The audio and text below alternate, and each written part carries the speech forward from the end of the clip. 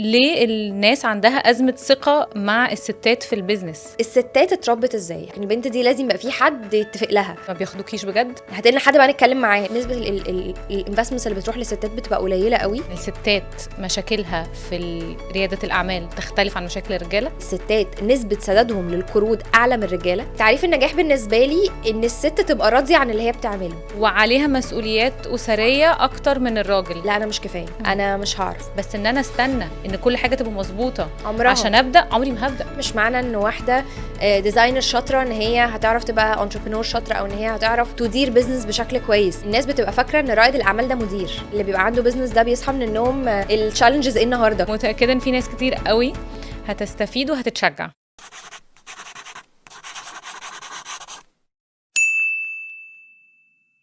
أنا قلت الكلام ده قبل كده بس هقوله تاني. مفيش تكافؤ في الفرص بين الستات والرجالة في مجال العمل، ودي مش حاجة خاصة بالوطن العربي بس. الإحصاءات العالمية بتقول إن الستات بيجيلها تمويل أقل بكتير لمشاريعها، بكتير، بفرق كبير عن المشاريع اللي بيديرها رجالة. ولحد النهاردة في أماكن كتير شغل تفضل الشغل مع الرجالة عن الشغل مع الستات، تفضل تعيين رجالة عن تعيين ستات، تفضل مشاركة رجالة عن مشاركة ستات. عشان كده النهاردة معانا رانيا أيمن، الفاوندر بتاعة انتربرينال. رانيا، لو طلبت منك تعرفي نفسك تقولي ايه؟ انا رانيا ايمن. I founded entrepreneur في 2015. قبلها اتخرجت من بزنس ادمنستريشن تجاره انجلش عين شمس. عديت ال30 وده موضوع كبير يعني بقى. و بحب اللي انا بعمله قوي. في الاول كنت بعمله عشان الله this is interesting وماي 5 minutes of fame. اول ما قلت entrepreneur بقى وبنساعد الستات وبتاع، كان الموضوع اللي هو ترندنج ويلا ميديا وتلفزيون وبتاع وفاندز وجرانتس وبتاع. وبعد يمكن سنة ونص من entrepreneur اكتشفت انه لا it's a calling. عارفة لما تحسي انه انت عرفتي ربنا خلاكي موجودة في الحتة دي ليه؟ فانا بعمل اللي انا بعمله وحاسة ان انا I'm so lucky for this، عشان انا بعمل ده because I believe in it، مش عشان دي شغلانتي. ده انا باختصار. بس انتي ده معناه انك بدأتي انتربرينال صغيرة قوي. انا بدات عندك كام entrepreneur سنة؟ 22 سنه. Yes. ايه ده، اول مرة and اعرف. it was my second business. يعني كنت بعمل واو. بروجكتس وبتقفل وحاجات واكتيفيتيز وبتاع. and then entrepreneur ما كانتش شركه، لانه انا اول ما بدات كنت بادئاها ولا حاجه سايد هاسل. انا كنت بادئها عشان كان عندي مشكله، انا ما كنتش عارفه. اولا خليني احكي لك حاجه. كان عندي بروجكت قبل entrepreneur advertising agency، وكانت الدنيا شغاله لذيذ وبتاع. بس انا كان عندي امتى كان عندك كام struggle. سنة كان عندك لا وانا advertising بيبي، انا agency؟ بشتغل من الجامعه، بشتغل من زمان قوي. فكنت حاسه بالموضوع انه بجد يعني انا ليه اقابل كلاينتس بالليل وبابايا عامل لي كيرفيو، ففي مشكله. قد ما الموضوع بيبقى بسيط، قد ما باي تايم بتكتشفي انه لا، انت على الاقل لاكي ان انت عارفه تعملي بيزنس، على الاقل انت لاكي ان انت يمكن مش عايزه اقول تعليمك ساعدك، بس على الاقل انا بفرق كده وبعرف اوصل لحاجه. في ناس ما عندهاش ده خالص. يعني في ناس بالنسبه لها فكره ان هي تبتدي بروجكت ولا تبتدي حاجه لنفسها، ده يعني خط احمر كبير. وفي مشكله تانية انه الناس بقى اللي هو يعني excuse my French بيستهفقوكي. يعني انت طول ما انت بنت بقى بيحس انه ماشي تمام حاضر حاجة صغيرة قوي، 22 سنة دي يعني. يعني انا كنت صغيره وكنت وفراقه بقى، وانا كنت يعني لسه بقى مش عارفه اعمل ده يعني كله، وبنت وعايزه اعمل حاجه، بكلم بحاجات كبيره بقى، بتكلم بارقام بقى وجرانس ومواضيع محدش كان فاهم. انا فاكره لما قبل ما اعمل حتى انتربرينور كان عندي كلاينتس كبار. الكلاينتس كانوا تمام طول ما هما مش شايفيني، طول ما احنا we're texting او ايميلات او كذا تمام، بيشوفوني بقى التون بيتغير خالص. فدي كانت مشكله كبيره. التون بيتغير يعني ما بياخدوكيش بجد؟ لا خالص. ومش ده انا بس، هو اي واحده بتبقى سنها صغير او هي ست عامه في البيزنس غالبا مش بناخدها بجد. يعني الناس مش بياخدوها بجد، اللي هو ماشي محتاجين حد بقى نكونتراكت، او محتاجين بقى هاتلنا حد بقى نتكلم معاه، اللي هو حضرتك انا مديره انا انا الكبير هنا، ما انا اللي هتتكلم معاه. يعني وعايزه اقول لك ده مشكله فضلت مكمله معانا حتى بعد انتربرينور ما بقى عندها سنين يعني في الماركت وبقينا شغالين. انتربرينور بيساعد الستات مظبوط. ان هم يعملوا بيزنسز بتاعتهم، المشاريع بتاعتهم. هل ده معناه ان الستات مشاكلها في ريادة الاعمال تختلف عن مشاكل الرجالة؟ اكيد. ليه؟ عشان كده ريادة الاعمال اصلا صعبة. مش اي حد يقدر يستحمل ان هو يبقى بيشتغل طول اليوم تشالنجز طول الوقت. احنا اللي بيبقى عنده بيزنس ده بيصحى من النوم التشالنجز ايه النهارده، الكلام على ايه الحاجه المختلفه او ايه الحاجه اللي هنقعد نحلها النهارده. ودي مش حاجه شويه، ده ongoing process. وكل ما البيزنس بيكبر، وزي ما كنا لسه حتى بنتكلم من شويه، كل ما البيزنس بيسكيل التحديات بتاعته بتكبر. حطي بقى كل ده على جنب. والستات بقى عندها حاجات اكتر من ده، زي هي محتاجة تثبت للناس اللي حواليها او تفهمهم هي بتعمل ايه، مش عشان حاجة اكتر من ان هم يسيبوها في حالها. يعني هي محتاجة تفهم لو هي عايشة مع اهلها باباها ومامتها، هي ليه عندها working hours مختلفة، هي ليه ممكن يجي لها كولز طول اليوم، هي ليه ساعات بيبقى الحاجات اللي هي بتتحرك فيها او الاتجاهات بتاعتها مختلفة عن ال 9 to 5 job. لو متجوزه نفس الكلام، هي ليه بترجع متاخر، هي ليه مثلا ممكن تكون راجعه من الشغل متعصبه. ما هي لو 9 to 5 جوب ممكن يبقى في اخر اليوم وانا مالي خلاص انا روحت البيت. بس هو البيزنس اتس سو هارد ان هي تمانج الحاجات مع بعض. تفصل. طبعا في ستات كتير قوي، وبجد الانتربرينورز هو ميد ات اللي هم شاطرين قوي بيعملوا ده. انا ساعات والله نو متى لما اشوفهم من انتربرينورز انا بفضل بصلهم كده اللي هو انتوا سوبر ستارز، انتوا ازاي بجد شاطرين كده. فدي طبعا challenges. وفي بقى التشالنج الاكبر، الستات اتربت ازاي، how we were raised no matter احنا الباك جراوند بتاعتنا عامله ازاي. كلنا اتربينا ان البنت دي بيتخاف عليها، ان البنت دي مش هتعرف تتحرك، ان البنت دي لازم يبقى في حد يتفق لها، ان هي في حد معاها في الموضوع. تاخد وده حد معاها، لازم تاخد حد معاها، يعني it's not an option. تاخدي مين معاكي وانت رايحه. حتى لو انت ما رحتي لوحدك انت مش هتعرفي تتفقي لوحدك، او استني بقى نبعت لاخوكي يشوف. او لو انت رايحه وتعرفي تتفقي لوحدك اللي قدامك مش هياخدك جد. فانت لما بيبقى عندك بيزنس انت بقى بتعملي كل ده لوحدك، فانت دايما بينك وبين نفسك عندك السلف داوت، ودي اكبر مشكله انا بشوفها ان هي شاكه في موجوده. نفسك. شاكه في نفسك، مش متاكده ان انت هتعرفي تعملي ده. في حاجه دايما بنقعد نتكلم فيها مع البيزنس اونرز الستات، او زي ما بنسميهم الانتربرينورز، فكره الامبوستر سندروم. انا مش يعني كفايه. ايه imposter syndrome؟ يعني هي دي سندروم بتقال، واغلب اللي بيعانوا منها بيبقوا ستات. فكره انه لا انا مش كفايه، انا مش هعرف. فانت تبقي عامله شغل خطير، يعني مثلا تعالي نضرب مثال عليكي، عليا عامله بودكاست خطيره، فانا هاجي اقول لها يا عليا البودكاست بتاعتك دي خطيره، تقولي لا والله بس ده يعني عارفه لو كنت اصل انا ظروفي كانت كذا، ده انا كنت تعبانه قوي في الحلقه.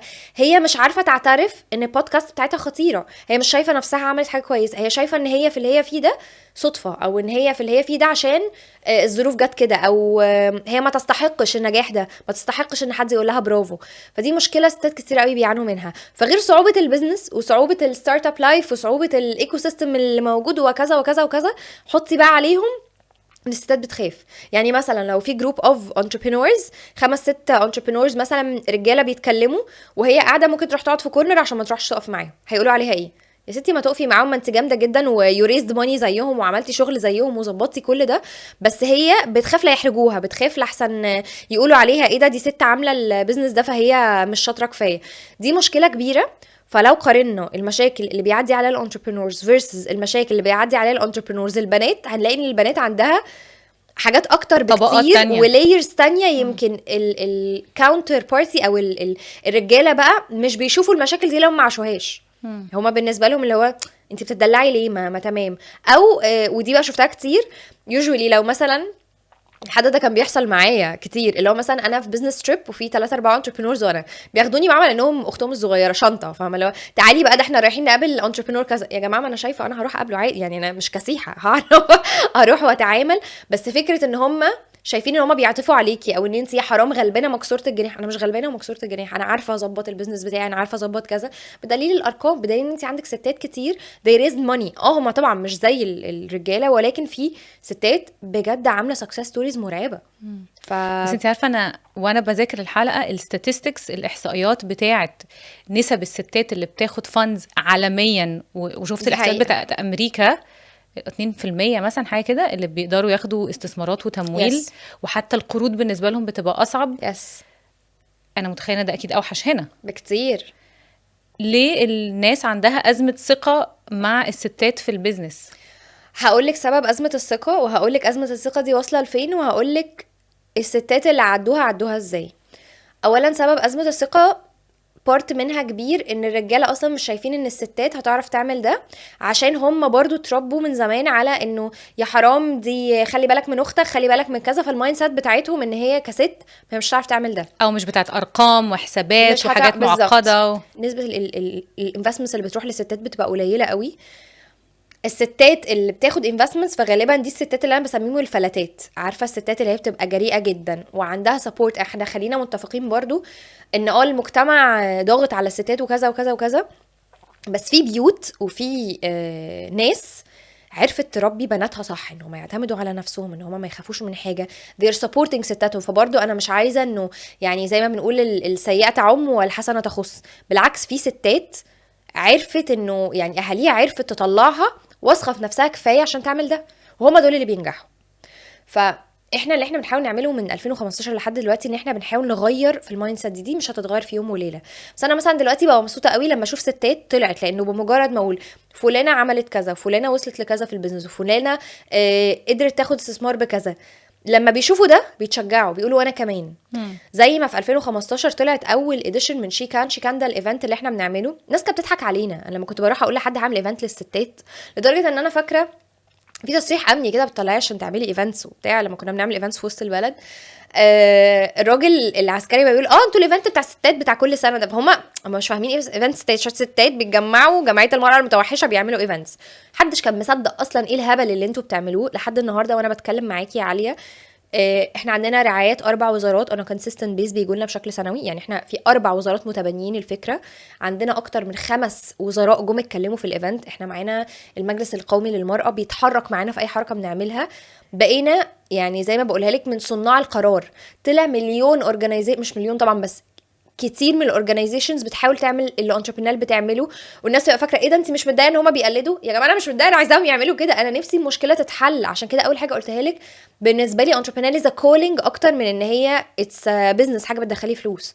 تمام، هي طبعا مهم انها تدخل فلوس عشان تكمل، ولكن فكره انه لا انا عايزه عندك ان هدف احنا في الحياه. سنو بول كبروا، عايزين تعملوا زي انتربرينور قولوا لي تمام انتوا واقفين فين، عايزين كذا طب خدوا كذا ظبطوا. فهي الفكره انه هي عمرها ما هتحصل عشان انتربرينور ولا رانيا وعليا قعدوا النهارده. هي الموفمنت اللي بنتحركها كلنا، ومش بس اورجانيزيشنز او مؤسسات او شركات، بالعكس افراد. يعني رانيا هتعرف تاثر في الدايره بتاعتها، عاليه تعرف تاثر في الدايره بتاعتها، فمن كل الدوائر دي هيطلع واحده تاخد انفستمنت هتكتر من الانفستمنتس الناس التانية بتاخدها. فهي السنو بول او الحراك زي ما بيقولوا الحاجه اللي احنا بنتحرك عليها عشان تحلي المشكله دي. عندنا دلوقتي فاندز بتروح دايركت للستات، في مثلا حاجه زي تيا انجلز، دي نتورك معموله من ستات بيحطوا فلوس في البيزنسز، الفاوندرز بتوعها ستات. عندك مايكرو فاينانسنج للستات. انا عايزه اقول لك على حاجه، انت عارفه ان البنك المركزي مطلع احصائيه بتقول ان الستات نسبه سدادهم للقروض اعلى من الرجاله؟ يعني احنا بنسدد، احنا بنلتزم. يعني انا مثلا واخده قسط مثلا كارد، واخده قسط واتس ايفر، انا بسدد بنسبه اعلى من الرجاله. ليه؟ الستات عندها sense of commitment بحكم كل الحاجات اللي قلناها. هي عارفه ان هي لو ما إحساس سددتش بالالتزام. مسؤوله، هي هتعمل ده. مش بقول ان الرجاله مش مسؤوله، ولكن الرجاله دايما اللي هو ايه، عارفه المثل بتاع عك وربك يفك. انا مخمرين اكتر، انا اللي بياخدوا هو ريسك هاخد ريسك كبير وان شاء الله خير. الستات ريسكاتها محسوبه. ليه؟ لان هم عارفين ان هي تضرب في وشهم في الاخر. فهم عشان واخدين القدر من المسؤوليه ان هم عايزين يعملوا حاجه، وان هم تحت الميكروسكوب وعندهم البيردنز دي كلها، فبيبقى عندهم سنس اوف ريسبونسبيلتي اعلى بكتير. يس، دي معلومه مهمه قوي. طب ده مش مفروض يشجع ان هم ياخدوا تسهيلات اكتر بما ان هم ملتزمين اكتر؟ ولكن في ستات شويه بتخاف لسه، لانه ده ابرينجينج والنشأة وكل الكلام ده برضو ستيل عامل الى حد ما بارير. والحاجه التانية وده اللي بصراحه انتربرينور وغيرها من الاورجنايزيشنز بنشتغل عليه، احنا مش عايزين الستات تاخد تسهيلات عشان هم ستات، احنا عايزين الستات تاخد تسهيلات عشان هم شاطرين وهم شاطرين، هم يستحقوا ده. فهي كل الحاجات مع بعض، ان الستات تبقى عارفه ان هي تستحق، فما يبقاش عندها امبوستر، انه المؤسسات تبقى واثقه في الستات، مش بتطلع جرانتس وقروض وكذا وكذا وانفستمنتس عشان المركزي ولا كذا قال لهم ان انتوا لازم تدوا قروض للستات. احنا عايزين ان يبقى كده، احنا مش عايزينها تبقى كوتا. فاهمه قصدي؟ لانه بجد احنا عندنا ستات شاطره جدا تعرف تعمل اتشيفمنتس مرعبه. الفكره كلها ان هم خايفين. طب ما تتحركوا يا جماعه، ايه وحش حاجه هتحصل؟ مفيش حاجه وحشه هتحصل طول ما احنا حاسبين ارقامنا صح، طول ما احنا بنشتغل وبنتعب نفسنا. وفي ناس بجد بتموت نفسها على شغلها، هما دولت اللي بيعرفوا يعملوا حاجة. يعني هو العائق الأكبر قدام الستات في ان هم يعملوا مشاريعهم ثقتهم في نفسهم؟ مش الأكبر، ولكن ده عائق كبير. لو الستات بطلت تخاف ولو الستات فعلا اثبتت ان هم يقدروا ينجحوا في الحاجات اللي هم بيعملوها، هم هيحركوا ستات تانية. فالجاب دي هتتقفل، هي عمرها ما هتبقى عالية لوحدها ولا رانيا لوحدها. لما عالية ورانيا واكس وواي وزد يعملوا شغل يتشاف، ده هيخلي آلاف من الستات تعمل زيهم. وخلي بالك احنا بنبص لبعض جدا، انا لما هشوف فلانة عملت اتشيفمنت حلو انا هبقى عايزة ابقى زيها. عشان في كده فكره الستوري تيلينج، او ان واحده تطلع تتكلم عن الحاجه اللي هي بتعملها دي بتفرق جدا. لما انا هشوف ناس ناجحه هبقى عايزه ابقى زيهم. عارفه المقوله بتاعت انه you're the average of the people you hang out with؟ انتي شبه الناس، او انتي متوسط الناس اللي انتي بتخرجي معاهم، وانتي متوسط الناس اللي بتتفرجي عليهم في التلفزيون، ومتوسط الناس اللي حواليكي، ومتوسط الناس اللي بتشوفيهم. فلما يبقى من الناس دي في ناس ناجحه، ناجحه مش معناها على فكره برضو كلمه النجاح او تعريف النجاح ده نسبي جدا، ولكن ايه تعريف النجاح بالنسبه لك؟ بصي، تعريف النجاح بالنسبه لي ان الست تبقى راضيه عن اللي هي بتعمله، ان هي تبقى بتعمل ده عشان هي عايزه تعمل ده. يعني هي عندها بيزنس ناجح لو هي عايزه تعمل ده، هي ربة منزل ناجحه لو هي عامله ده بمزاجها مش مغصوبه عليه، هي ربة منزل ناجحه عشان هي شايفه ان تربيه ولادها ده استثمار مهم ودي حاجه هي عايزه تعملها. لو هي بتعمل كده عشان هي عايزه تعمل كده فهي ناجحه. مش معنى ان انا ابقى ناجحه ان انا لازم ابقى انتربرنور ام ريزنج فاندز قد كذا ولا اعمل كذا. الحاجه اللي هي عايزه تعملها، ولما يبقى عندها حريه الاختيار، حريه الاختيار ده في حد ذاته نجاح. فده اللي انا بشوف ان هو نجاح. النجاح نسبي، والنجاح بيختلف، النجاح بالنسبه لي غير بالنسبه لي، ولكن الحريه او اللي بنسميها الاوبشنز ده نجاح. ان انا اقدر اختار ده، ان انا لما اقرر ان انا خلاص ولادي كبروا مثلا وعايزه ابقى ارجع شغلي او افتح بيزنس او كذا، وابقى زي ما بنسميهم دلوقتي ريتيرنرز، انا عائده لسوق العمل، يبقى عندي فرصه ان انا انجح فيها، ده اسمه نجاح. بس ان انا ما ندمش على اختياري ده برضو اسمه نجاح. فهو نسبي، وبناء على انا اختياراتي ايه. ما احنا اختياراتنا في الدنيا مش زي بعض، ما فيش حد بيختار نفس الحاجه، لان مش عايزه اقول البيئه مختلفه، ولكن كل واحد ظروفه ومجتمعه وتربيته وطريقه تفكيره اولوياته مختلفه. بالظبط. فهي الفكره كلها انا عايزه اعمل ايه، قادر اعمل ده، او انا عندي الامكانيه لده، ده في حد ذاته نجاح. انتي قلتي حاجه مهمه قوي، انه في ستات بترجع بتاخد، يعني مفيش حد بياخد كل حاجه في الدنيا. بالظبط. ففي ناس بتقرر انا هقعد سنين اربي ولادي وهو ده تركيزي، وهسيب الشغل دلوقتي عشان انا مش عارفه اعمل الاتنين. صح. ودي حاجه تحترم، لان هي فاهمه امكانياتها وفاهمه اولوياتها.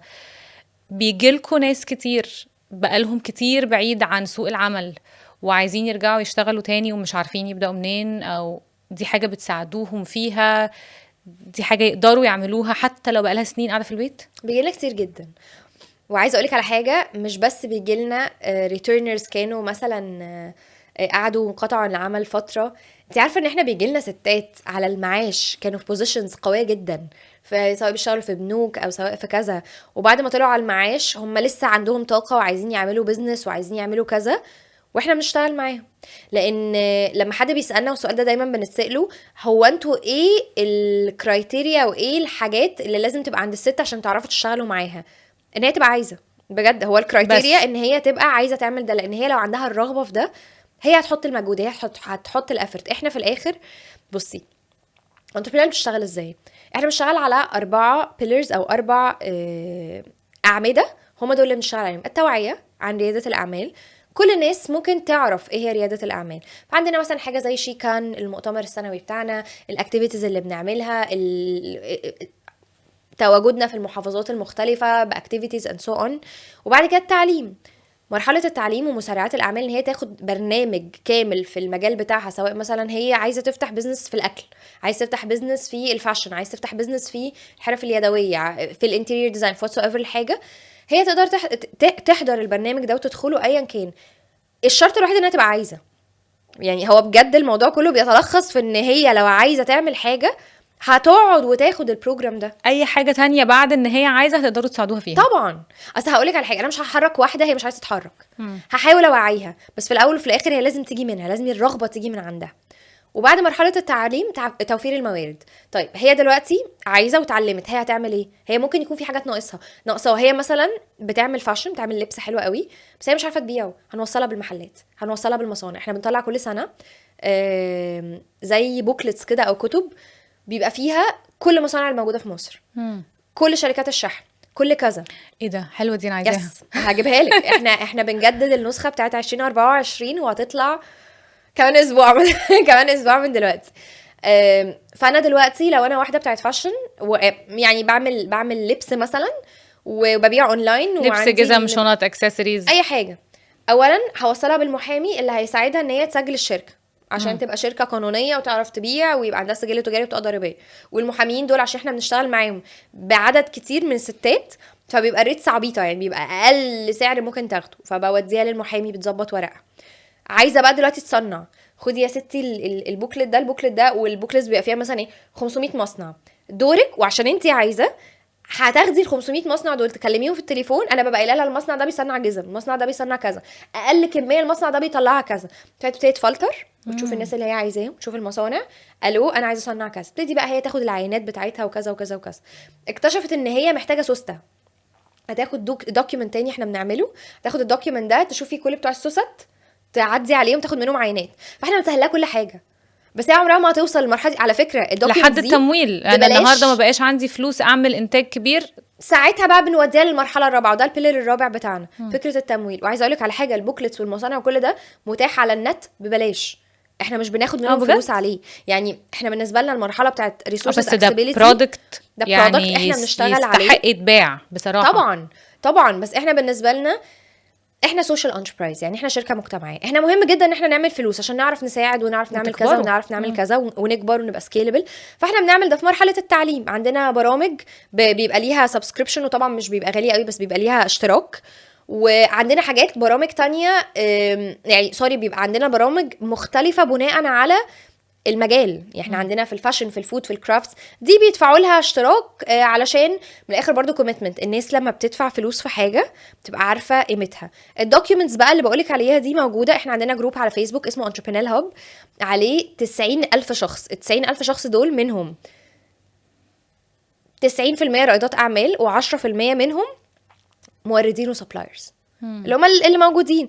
فتخيلي حوالي 10,000 من ال 90,000 او 8,000 مورد وسبلاير، بتاع خشب بقى، بتاع سوست، بتاع زراير، محلات، واخده مثلا مكان عاملاه كونسبت ستور، فكل حاجه موجوده. والدوكيومنتس دي احنا بنعمل لها ابلود. يعني انت لو دخلتي دلوقتي هتلاقي كل الدوكيومنتس دي، المصانع والورش وشركات الشحن وشركات الماركتنج وشركات الكذا ده كل الحاجات دي موجوده فور فري موجوده على الهب. وكل شويه بتتجدد، كل شويه بنعمل لها ابديت. بنخش مثلا نقول لهم يا جماعه نسخه 2023 اهي، بس احنا عملنا لها ابديت نسخه 24 اهي، بنحط فيها المصانع الجديده، بنحط فيها الورش الجديده، بنحط فيها كل حاجه. ده موجود. الفكره بقى مش انه موجود، الفكره بقى ان الست تستخدمه، او الست فعلا تبذل المجهود. في ستات يجوا يقولوا لنا ايه، لا ما احنا كتير قوي، احنا مش هنفلتر 500 مصنع. انا دي مش عارفه اساعدها ليه، دي مش عايزه تساعد نفسها بالظبط. فاحنا بنقول لهم يا جماعه احنا هنديكم ريسورسز وهنزقكم. دايما بنعمل لهم بعد كل برنامج حاجه اسمها منتورشيب او كونسلتيشن. يعني منتورشيب وكونسلتيشن بنعمل كذا حاجه، بس منتورشيب دي غالبا بيبقى قاعد معاها تيم انتربرينور. احنا الحمد لله التيم بتاعنا كويس كبير، فبنقعد معاهم بيقعدوا يحكوا يتكلموا على هي تقولي في الاخر مثلا، او تقول لنا انتوا انا محتاجه ايه دلوقتي، اقول لها انت محتاجه حد يقول لك يلا بصي يلا، نقوم عاملين لهم الحركه دي. دايما هتلاقي تيم انتربرينور بيعملها، انت محتاجه الزقه دي يلا، فهتقولي يعني انت جاهزه. هي محتاجه حد يقول لها يلا انت جاهزه تتحركي. فطبعا الجزء بقى السبورت النفسي ده طبعا مهم جدا. دي حاجه انتوا بتقدموها كمان؟ يس. انا بحس انه في ستات كتير هو ده اللي معطلها اصلا، هي محتاجه يلا بالظبط، محتاجه حد يقول لها اعملي ابدأي. انا كنت دايما بقول الفيصل في ان اي حد عايز يعمل مشروع صح انه يبدأ صح، ولما هيبدأ هيتعلم في نفسه، وساعتها هيظبط المشاكل وهيصلح. بس ان انا استنى ان كل حاجه تبقى مظبوطه عشان ابدا، عمري ما هبدا عمرها. وفي ناس كتير قوي، ويعني ستات كتير قوي بنشوفهم هم بجد كل اللي محتاجينه ان هو يلا اتحركي. هي محتاجه تحس ان هي في وسط كوميونتي.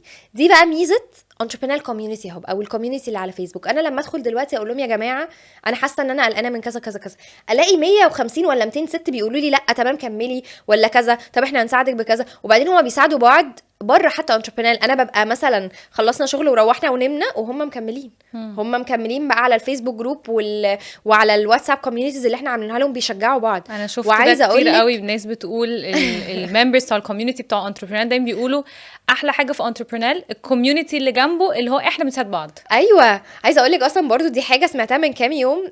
واحده كانت بتشترك في كورس من الكورسز البروجرامز يعني اللي احنا بنعملها، فحد من التيم عندنا بيكلمها، فالبنت قالت لهم اصل انا عايزه اجي معاكم، انا حاساكم عيله في بعض كده. ففكره ان انت بنيت لهم سيف سبيس يعرفوا يتكلموا فيه، وعملتيها في سيم انتلكت، يعني هما كلهم يا بزنس اونرز يا انتربرينورز تو بي، فهم ناس كلهم بيتكلموا في نفس الحاجات، هتلاقيهم كلهم بنفس الدماغ بنفس الدايركشن. فرق ليفلز، اللي فيهم بتحتاج مساعده بتساعدهم، سوري بتلاقي مساعده ليه؟ عشان هي عارفه ان هي لما هتحتاج مساعده هتلاقي حد يساعد. هي اتس سيركل، كل ما حد بيسبورت حد تاني بيسبورت حد. وممكن انا ابقى حد شاي جدا او بكسف جدا، انا هعمل في السيرش على المشكله بتاعتي هلاقي حلول. طب ايه انواع المشاكل اللي قابلتك وتحولت لسكسس ستوريز؟ يعني ناس جت بتحديات صعبة، ستات جت بمشاكل شخصية عائلية، مشاكل في البيزنس هي مش عارفة تحلها، ومشيتوا معاهم وبقت قصص نجاح يحتذى بها.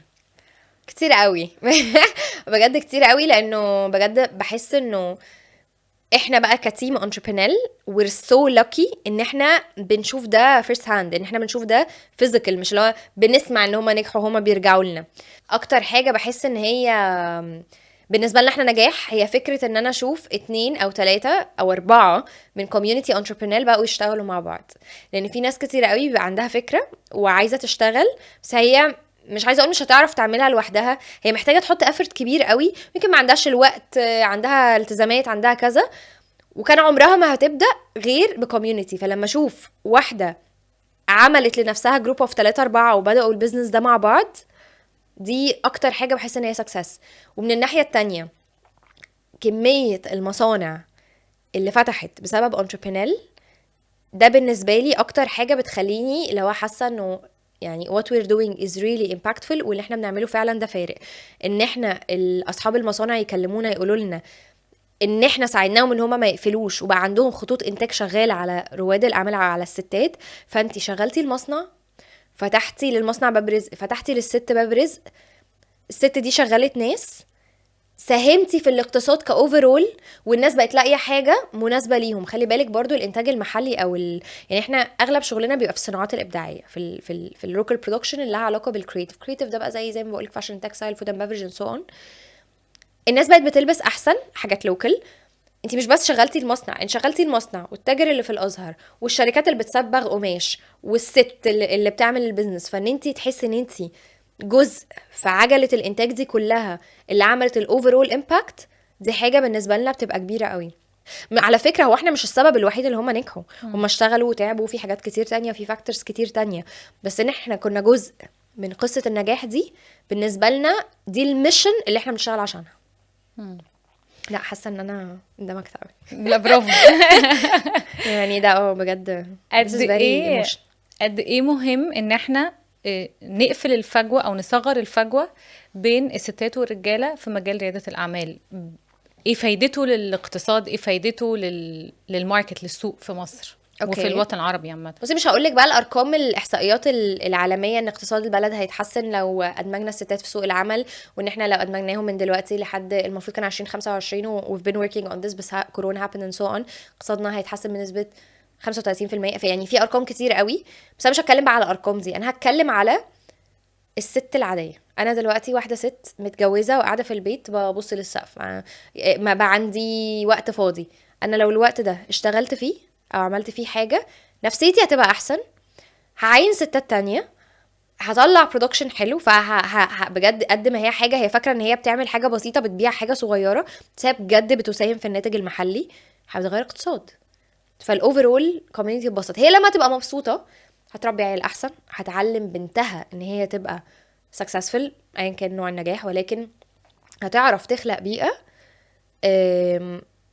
حتى لولادها اللي هما الجنريشن اللي احنا عندنا امل ان هما يغيروا اكتر من اللي احنا عملناه بكتير، بتساعد ناس تانية او بتساعد الاوفرول المجتمع اقتصاد كله. المجتمع كله يعني هي بتغير في كل حاجه. اول حاجه كنت بتكلم معاكي فيها ذا upbringing، احنا اتربينا ازاي. تربية. فانت متخيله بقى لما احنا على القدر ده من الوعي نربي بناتنا، ومش بس بناتنا على فكره، بناتنا وولادنا. انت لو ربيتي على ان اللي طالع they are equal، انت مش هيبقى عندك جاب اصلا.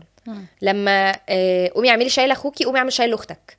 فاحنا بنساعد بعض عشان احنا human beings، مش بنساعد بعض عشان انت بنت وانت ولد. لما دي تختفي مش هيبقى في جاب اصلا. فهي الفكره كلها ان انت بتقفلي الجاب من بدري شويه، تشتغلي معاهم من هم صغيرين. ماشي، بس خلينا بنقول في الحتة دي انه في فروقات. Yes. الست مش زي الراجل Yes. بخلقتها، ربنا خلقنا مختلفين. وعليها مسؤوليات أسرية اكتر من الراجل. صح. اكيد ده بيعطلها طبعا في مجال العمل. في سبورت من المجتمع دلوقتي للستات، وخاصة ان انت عندك الست المعيلة والست اللي كذا. انت للأسف مصر من اعلى 10 دول في العالم في نسبة الطلاق. فانت عندك ستات كتير قوي معتمدة على نفسها. فالستات دي مش بتشتغل، ممكن تكون هي اصلا مش عايزه تبقى entrepreneur. هي بالنسبه لها رياده الاعمال دي it's a survival thing، هي محتاجه يبقى عندها فلوس عشان تصرف. وخاصه ان هي لو ريتيرنر او هي لو راجعه تشتغل مش تاني، عارفة تدخل في سوق العمل كموظفة، فمضطرة تبدأ مضطره حاجة. ان هي تبتدي تعمل حاجه. فانت رياده الاعمال مش دايما بتبقى الله انا عندي فكره كرييتيف فقررت ان انا هعمل فكره. مش يعني to be very frank، هي مش هاي شاركس، هي مش كل الستات عايزه تعمل فكره عشان لا، كده. وعامة هي ريادة الأعمال لازم نقول مش لكل الناس. exactly. مش أي حد ممكن يبقى رائد أعمال محتاجه يفتح ستامينا مشروع. وصبر. بس هقولك على حاجه ومش كل الناس بتبقى متفقه في ده، بس انا بالنسبه لي الست اللي بتفرد مشنه عيش ولا مشنه نعناع دي شيز ان انتربرينور. ما دي واحده بتجيب بزنس عشان بتجيب حاجات عشان تبيع عشان تاخد فلوس، هي تاجره. ما في الاخر في الاول وفي الاخر هي تجاره. وبتختار مكان معين تقعد فيه. لا، وبتختار مكان معين تقعد فيه علشان ده اللي فيه ترافيك بيعدي عليه ناس، فممكن تبيع هنا اكتر من هنا. ما هي نفس الكونسبت. هي الفرق ايه؟ الفرق ان هي دي معاها this amount of money فبتشتغل بالطريقه دي، والتانية سكيل عندها this amount of money فبتعمل ده. وده more you invest. على فكره هي فكره عبد الغفور البرعي مش قصه، هي دي حقيقه. وفي ستات كانت عبد الغفور البرعي، وفي رجاله عبد الغفور البرعي. فهي الفكره كلها انه الست نفسها محتاجه تبليف in herself، وتبليف ان هي ما فيهاش حاجه ناقصه. اصل انا ست، اصل انا مش عارفه ايه بتاع. كل ده هيفضل موجود لو احنا ما غيرناهوش. ايه السكيلز، ايه المهارات اللي المفروض تبقى عند الشخص سواء ست او راجل، بس يعني بنتكلم على الستات عشان تبقى رائدة اعمال؟ ستامينا. يعني اول حاجه كده ستامينا. فكره الجلد، او فكره انه لا هو انا مش هقول مش هدخل سوق الاعمال وسوق الاعمال هيفتح لي ذراعيه وتعالي احنا مستنيينك. بالعكس، هي هتقابل تشالنجز كتير، هتقابل تحديات كتير، هتقابل كومبيتيشن، هتقابل حاجات كتير قوي في طريقها، ولكن كل ده هيخليها اقوى. وطول الوقت يبقى عندها اللي هو ايه، عادي النهارده حصلت مشكله اتس فاين، بكره نبتدي يوم جديد بتشالنجز جديده والدنيا هتكمل.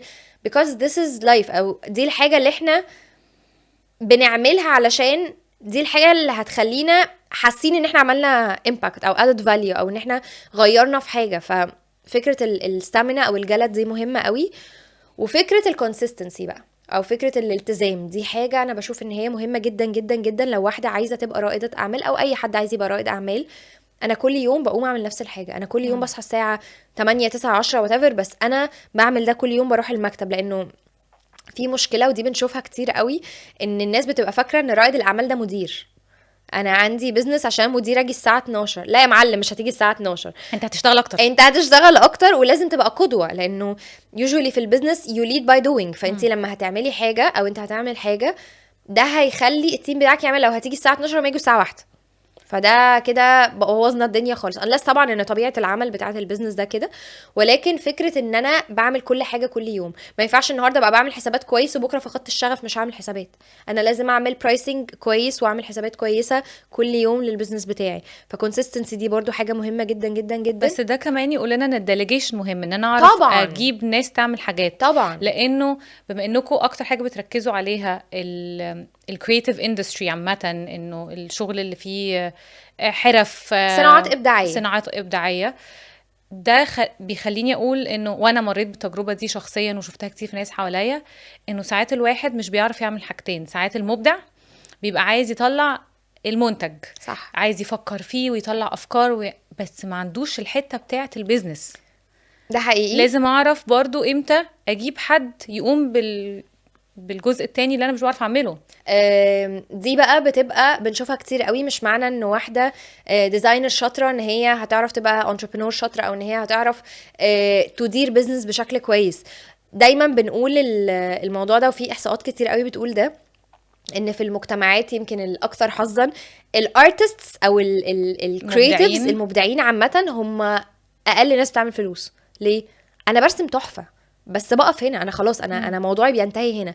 ففكره ان انا برسم حلو، طب ما انا لازم الاقي بارتنر يكون بيعرف يعمل البيزنس. اكشلي دي كيسز لناس كتير قوي بنشوفها في انتربرينور. عشان كده لما قلت لك فكره انه يعملوا مجموعه يشتغلوا مع بعض، حد الكرييتيف ارم. يعني دايما الكرييتيف دايركتور صعب قوي يبقى هو السي او. شكرا، انا دي مشكله حياتي. متخيله طبعا. انا دايما بقول وبشوفتها كتير وحصلت لي، بقولك بشكل شخصي، بتيجي في لحظه تعطلي. وحتى جوزي مره قال لي كده، لازم تفصلي بين فكره ان انتي الكرييتيف، ان انتي الارتست، وان انتي بيزنس وومن. مش شرط. يس. انا حاولت ابقى، انا شخصيا حاولت ابقى بيزنس وومن، معرفتش. انا عارفه اطلع برودكت، عارفه اكرييت برودكت، عارفه اطلع افكار ما بتنتهيش، بس بتيجي في حته معينه في البيزنس سايكل بقى، ايا كانت هي ايه، ليها علاقه بالحسابات، ليها علاقه بالبيزنس بلاننج، ليها علاقه بالسكيلينج ان البروجكت يكبر، ليها علاقه بالتسويق، ايا كانت المشكله بتعطلي فيها. عشان انتي شخص كرييتيف، ما هو مش مطلوب منك تعرفي تعملي كل حاجه. صح. اعمل ايه؟ هقولك أنا بقى على بقى حاجه تعالي. مهمه. بصي، في نصيحتين عكس بعض. نصيحه بنديها للبيزنس اونرز ونصيحه بنديها للارتست. في البيزنس بنقول لهم don't fall in love with what you do. يعني اوعى تقع في غرام البيزنس اللي انت بتعمله، لانه ممكن لا قدر الله يفلس، يحصل مشكله، تغيرات تحصل في السوق. فدونت فول ان لاف وذ ات. ما ينفعش، لانه مثلا ده هيخليكي مش عارفه تبيعي البرودكت. من الناحيه التانية احنا بنقول للارتست ايه؟ you have to love what you do. انت لازم تحب الرسمه دي عشان تعرف ترسمها، انت لازم تحب البيس دي عشان تطلع with love زي ما بنقول. بس لازم دول دي يكملوا نصيحة بعض. ودي نصيحة. ليه؟ عشان هما different people, different type of people. البيزنس اونر لازم يبقى محافظ على الكونسيستنسي والريزيلينس زي ما بنقول، لازم يبقى عنده ستامينا وكذا وكذا وكذا. انت لو حطيتي البريشر ده على الكريتيف دايركتور مش هطلع لك حاجه. مش هينفع. فهو دايما بنقول that's why it's very important ان يبقى فيه collaboration، او انه يبقى دايما مهم ان يبقى فيه دايما تعاون مع اشخاص. ما دايما حتى في when it comes to investment المستثمرين بيفضلوا الشركه اللي فيها اكتر من فاوندر. عشان كده، عشان يبقى حد مركز في البيزنس وحد مركز في الاوبريشنز او في الجزء الارتستيك او في الكرييتيف. ففكره ان انت عندك بارتنرز بتكملوا بعض دي حاجه مهمه جدا. فذاتس واي. نيجي بقى للكيس بتاعت انا عندي ارت معين او انا كرييتيف بطريقه معينه ومش بعرف اعمل الحاجات التانية. you must have a partner. لازم يبقى عندك شريك بالنسبه له الله حلو قوي اللي انت بتعمليه ده، تمام، برافو، عاجبك، حلو، يبقى ده بيتباع، يلا بقى نبيعه. فهو بالنسبه بالظبط، هو بالنسبه له هو ممكن يكون اصلا مش مقتنع بالارت. يعني هقول لك افاني ستوري. انا كنت هقول لك ده لازم يبقى مؤمن بالموهبه خالص، ولا موهبه لا لا لا لا، في البيزنس مفيش الكلام ده. هقول لك على حاجه. one of my friends او actually a group of my friends بيشتغلوا في مجال الفاشن مثلا. السي او اصلا ما بيحبش الفاشن. بالنسبه له لو ايه ده والله بيضحكوا على الناس. بيضحكوا على الناس. لا مش بيضحكوا على الناس، بس اللي هو تمام يعني ده احمر ولا برتقاني مش فارق اللون. بس من الناحيه التانية البارتنرز اللي معاه they are in fashion. فاهمين بقى الفوركاستنج عامل ازاي، وفاهمين القصات، وفاهمين الديزاين، وفاهمين. بس في الاخر مين اللي هيبيع؟ ده سي او. فانت عشان كده دايما بيبقى عندك ارت دايركتور كرييتيف، الناحيه التانية عندك سي او. هو الشطاره بقى ان ده يعرف يبيع وده يعرف يعمل حاجه اللي تتباع، ويبقوا الاثنين عندهم نفس الرؤيه، فيجن واحده. ثانك يو. لازم يبقوا هما الاثنين على قلب شخص واحد، هما الاثنين عارفين يتحركوا في نفس الاتجاه and they're believing في البيزنس ده و they're believing في الفاليو او القيمه بتاعت ده. هو ده اللي بيعمل بيزنس ناجح، او هو ده اللي في الاخر بيحقق الفورمولا، لان هي it's never this و it's never that. ايه اكتر حاجه، انت دي رحله بقالها almost 10 سنين entrepreneurial، حسيتي نفسك انت كرانيا استفدتي ايه وكبرتي ازاي؟ how did you evolve with the entrepreneur؟ لا 10 سنين is too much يعني يبقى حاجه ولا حاجتين وممكن نقعد نتكلم فيها كتير قوي. بصي what I've learned بجد through the journey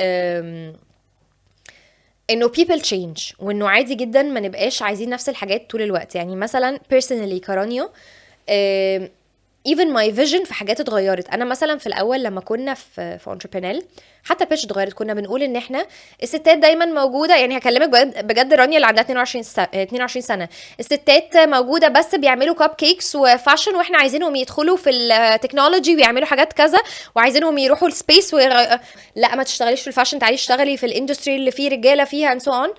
طب ما احنا مش لازم تشتغلي في التكنولوجي بس يبقي تك انيبلد عشان ده يخليكي مور برودكتيف.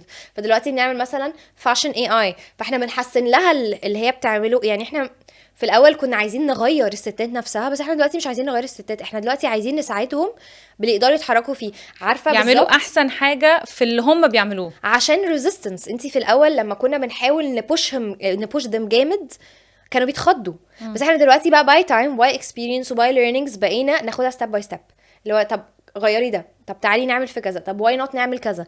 فبقى الحمد لله باي تايم عندنا الميثودولوجيز والطريقه. فمش هقولك ان احنا طبعا عدى علينا كل الحاجات، ولكن in 10 years we've seen a lot. لما بيجي لنا واحده مثلا بمشكله ما بيبقى بنسبه كبيره قوي عدينا بحاجه شبه دي، فبنعرف نساعدها. ف ايه اللي اتعلمناه وايه اللي اتغير؟ الطريقه اللي بنسبورت بيها يمكن احنا او ستامينا، لان احنا في الاول كان ممكن نحل مثلا 3-4 مشاكل في اليوم او 5-6 بزنسز نقعد معاهم. احنا دلوقتي ممكن نقعد مع 20 بزنس مستريح عادي and we're okay. فدي فرقت معانا قوي، وعشان احنا شفنا الناس اللي بدأنا معاهم من اول 2015 بقوا فين دلوقتي، شفنا قد ايه الامباكت ده بيطلع نتيجه. عارفه لما تزرعي زرعه وتشوفيها على طول بتكبر قدامك، وبتشوفيها مثلا دي ضعفت، فانت بتبقي عارفه ان دي محتاجه سماد بالطريقه الفلانيه، دي محتاجه كذا. فانا مش بقول على الستات زرع، بس انا بقول قد ايه الستات دي كان فلورش، وقد ايه الستات ممكن تبقى في اماكن احسن بكتير، وقد ايه امباكت احنا نفسنا ما كناش شايفين. يعني اول ما بدانا انتربرينور احنا ما كناش متخيلين كل ده هيحصل. احنا دلوقتي بس مش بنشتغل بس في مصر، احنا بنشتغل في مصر، في السعوديه، وفي الامارات، وفي بلاد كتير قوي بنفس الميشن، ان احنا مش عايزين ست تحس ان هي she's left behind. انت عايزه تعملي حاجه، احنا موجودين. وزي ما قلت لك الناس بتتعامل معانا على اننا كوميونتي، احنا فاميلي، we're a big family. هم عايزين يدخلوها لان هم بياخدوا منها سبورت، والسبورت ده احنا مش عاملينه بس عشان تاخدي سبورت مننا لازم تدفعي لنا فلوس. احنا هنفضل نديكي السبورت ده نو ماتر انت فين، في مرحله ايه، انت في الاول في البيزنس بتاعك عملتي بيزنس وقفلتيه وفتحتيه تاني، انت مش عايزه تعملي بيزنس دلوقتي. يعني في ناس كتير قوي بتجيلنا هي مش عايزه تعمل بيزنس حالا، بس هي شيز انترستد، بتجيلنا تاني بعد 2-3 يا جماعه انا قررت اعمل بيزنس يلا ساعدوني. احنا اتعلمنا نعمل ده، اتعلمنا نخدمهم احسن، لانه احنا في الاول في الاخر بعد اند ده احنا سيرفيس بروفايدر، احنا بنخدم الستات دي، فعرفنا هما محتاجين ايه عشان نعرف نقدم لهم الخدمه اللي هما محتاجينها. اخر حاجه، ايه النصيحه اللي تديها للست المتردده تبدا اي حاجه؟ يلا زي ما كنت لسه بقول لك، دايما اي واحده عايزه تبتدي ما بتبقاش عايزه تبتدي عشان هي بتبقى خايفه من اوحش حاجه هتحصل. فكري بينك وبين نفسك ايه اوحش حاجه هتحصل، وفكري لو انتي ما عملتيش الحاجه دي انتي اصلا مش هتبقي جربتي، بس لو عملتيها والحاجه الاوحش حاجه هتحصل دي ما حصلتش فيور لوزنج الاوبورتونيتي. عارفه اللي هو fear is what if، انه يعني انا دلوقتي خايفه بس what if الحاجه الحلوه حصلت. لو انا ما بداتش خالص مش هشوف ده، عمري ما هشوفه. بس انا لو بداته دلوقتي في فرصه. وانا بقول مفيش فشل، يعني اي حاجه بداتها وما كملتش او ما نجحتش فيها اكيد اتعلمت منها حاجه طبعا، واكيد ممكن اللي انا اتعلمته يساعدني ابدا تاني وتالت ورابع، هتيجي هي عمرها. وبعدين الفشل ده دايما بيعلم حاجه. يعني احنا لو غيرنا بس فكره المايند سيت ان انا عملت حاجه ففشلت، طب ما انا عملت حاجه، ما احنا ياما في انتربرينور عملنا بروجكتس وما كملتش، فعادي. ما هي دي لو ما كناش عملنا البروجكتس دي ما كانش هيبقى عندنا الفكره ان هي هتفشل، فيلا نعملها بطريقه تانية او يلا نغيرها. فايتس اوكي، ايه اوحش حاجه هتحصل. فدايما خلينا بمايند سيت انه في فرص كتير قوي ورا الستاره لو ما فتحناهاش، وحتى لو فتحناها وما لقيناش فرص اتليست احنا فتحنا ستاره. ومش مهم كبيره صغيره حجمها ايه، عادي مهما كان مشروع صغير بتقدروا تدعموا كل الناس. كل الناس. وبالعكس ده اللي بتبقى بادئه مشروع صغير بيبقى فرصه نجاحها اكبر، لان هي ما عندهاش التحديات بتاعه البيزنس الكبير. لسه عندها حاجات كتير لسه كتير تعملها. قوي. يس. انا متشكره قوي يا رانيا. لا انا علي انا متاكده مبسوطه. انا مبسوطه جدا. ثانك يو وبعدين حساكي كنت مرتاحه كده جدا. وقلتي كل حاجه. لا لا لا it was very nice. ومتاكده ان في ناس كتير قوي هتستفيد وهتتشجع، ودي يا اهم ريت حاجه. يا ريت وهيجوا لكم ان شاء الله. بليز. يعني our doors are always open وانا هاجي. واسهل حاجه انت لازم تيجي، ما فيهاش هزار دي.